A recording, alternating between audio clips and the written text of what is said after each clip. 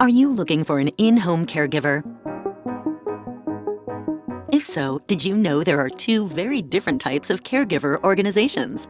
One is called an agency, and the other is known as a registry.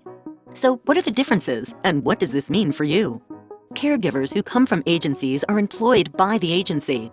The agency collects and pays a caregiver's payroll taxes. The agency also carries liability and workers' compensation insurance that covers the caregivers they employ. Agencies supervise, arrange schedule changes, and are responsible for discipline, hiring, and firing of caregiver employees. Caregivers who come from registries typically are not employed by the registry. The registry does not collect or pay state and federal payroll taxes. They do not carry liability or workers' compensation insurance on the caregivers they refer out to jobs.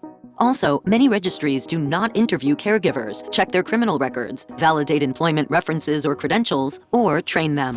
Who is the caregiver an employee of? For caregivers employed by an agency, the case is clear. The agency is the employer.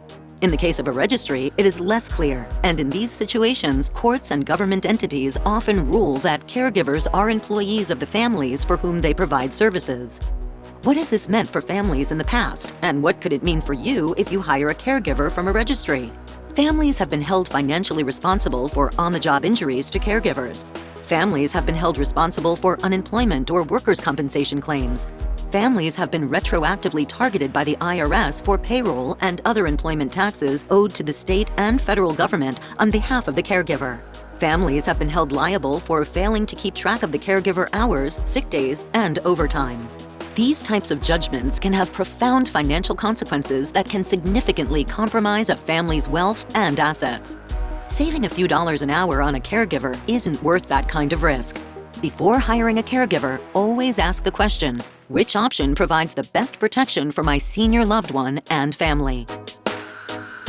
For more information, visit AmadaSeniorCare.com/why an agency.